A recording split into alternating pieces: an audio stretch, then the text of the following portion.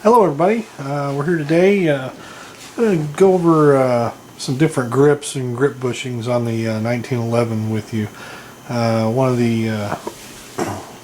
the fellow users asked me to do a little short video because he had bought some grips and just couldn't get them to fit quite right, and what ended up happening was he had gotten some thinner grips and had standard grip bushings on his pistol. Start off with, go ahead and show you how the grip bushings fit on the 1911 here.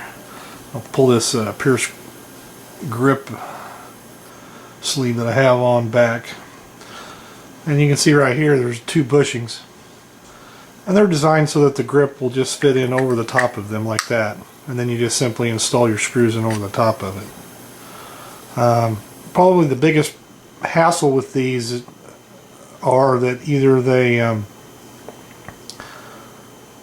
get stripped inside here and the screw, you're unable to screw the screw out, or the bushing itself gets stripped in the frame. Now, these bushings are made of very soft steel, so you're more likely to strip the threads off of the bushing itself than off of the frame itself. Another common problem that comes up with these bushings is that as you begin to unscrew the screw out of the grip, the bushing will unscrew out of the frame itself. To solve that problem with the bushing, what most people recommend doing is just putting a dab of blue Loctite in there. You don't want to use the red excuse me, you don't want to use the red because the red Loctite will permanently lock that bushing into the frame, and you don't want that. To remove these bushings, they can be removed with a standard screwdriver, just by sticking it in to the supplied grooves and giving it a twist. The other method of doing that is they do make a special tool just to remove grip bushings with, but I find that the screwdriver generally does the trick for me. Now, I'll show you what the bushings themselves look like. You can kind of see it there. Basically they come in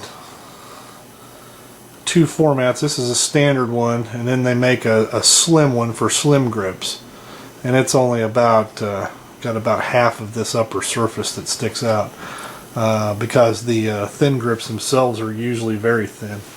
And grips will vary by manufacturer. I've got several different grips here. A set of double diamonds, two different kinds of wood with smooth grip, and these are a polymer grip that I bought off of a guy last week. I don't know who makes them. Unfortunately, he wasn't able to tell me who made them. I don't know if they're VZ grips or somebody that's a competitor of them.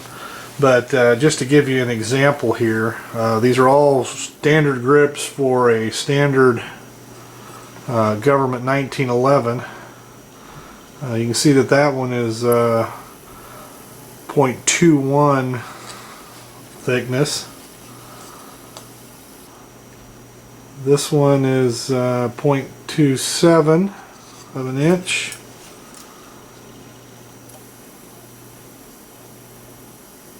Again, 0.27. And these, when I got these, I was surprised because they were significantly thicker, or they seemed like they were anyway. And they're right at 0.27, looks like.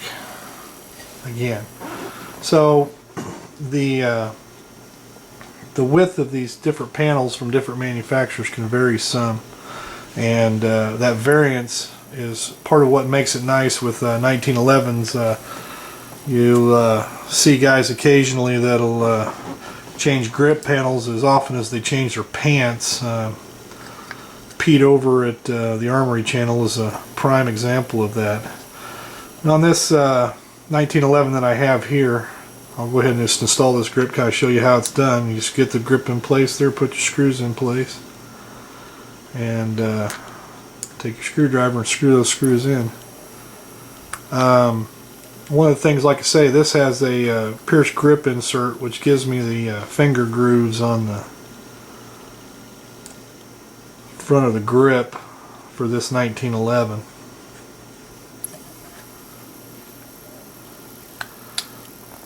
And what it does in the process also, these are the grooves here.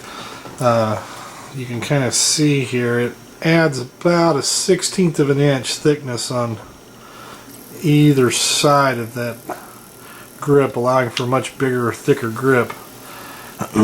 Now, one of the things I had to do with these particular grips was I had to recess them here and here to allow for the ambidextrous safety. And because these were a polymer grip, what I was able to do was I've just got an abrasive wheel on a grinder, and I was able to just slowly take off until I could recess that in fine. I do kind of like the way they set up, because these grips were a bit taller, and it just makes for a smooth transition from the very top of the grip to the top of the grip safety on this ambi safety. So like I say, I really do wish I knew who made these grips. I'd be interested in looking into them a little further to see what other designs they had. One of the common problems that comes up on this particular pistol, I don't have this particular kind of ambidextrous safety that I'm talking about, but some of the aftermarket ambidextrous safeties have a little leg that comes off the bottom portion, and what you actually have to do is relieve the back of the grip to allow that arm to swing up and down. This particular ambidextrous safety on this pistol doesn't have that, and instead it's held in place with a longer sear pin that has a groove in it, and then the groove follows along the front edge of this ambidextrous safety there. But in the example that I'm talking about, what you'd need to do is that arm will stick into the grip area about this far, and what you need to do is relieve the back of that grip to allow that arm to travel up and down. And all you would need to simply do is, once you have the grip installed on the safety, just mark the area of travel for that on the back side of that grip, and then just take you a fine razor knife or a X-Acto knife and carve that area back behind there off. I don't know if you can actually see it on this particular grip. Like I say, these were made with polymer, but this particular grip actually came with that relief cut in it right there. See, I don't know if you'll be able to see it with this camera or not. On grips, and they're available from all kinds of manufacturers and all kinds of different designs in all kinds of different common and exotic woods. So just a little something for you to think about. I hope this helped you out. I'll talk to you later.